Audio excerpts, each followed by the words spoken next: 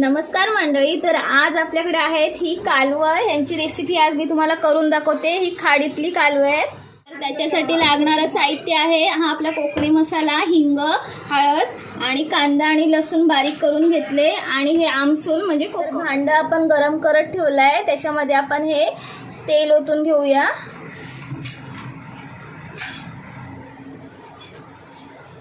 तेल गरम झालेलं आहे. आता त्याच्यामध्ये हे कांदा आणि लसूण घालून घेऊया.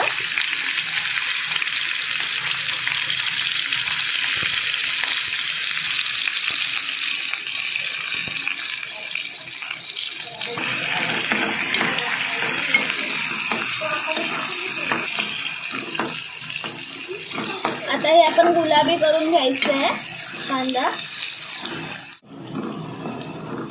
हा गुलाबी झाले. आता ह्याच्यामध्ये आपण हिंग घालून घेऊया. हिंग थोडं जास्त घ्यायचं आहे कारण का ते थोडंसं वईस असतात.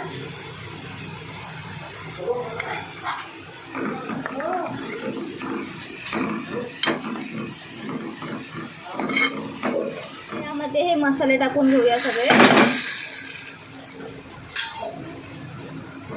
मिक्स करायचं छान.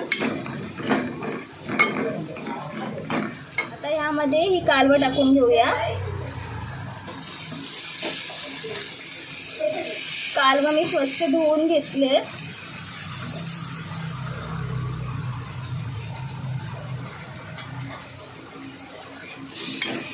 ही अशी सुकीच करायची, छान लागतात. लगेच शिजतात ती, वेळ नाही लागत. एक 5-10 मिनिटात तयार होतात लगेच.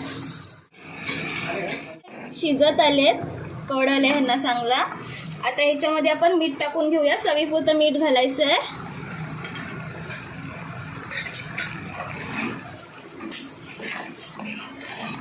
त्याचं स्वतःचं पाणी सुटतो, तर जास्त पाणी वगैरे काही घालायचं नाही ह्याच्यामध्ये. ह्याच्यामध्ये टाकून घेऊया.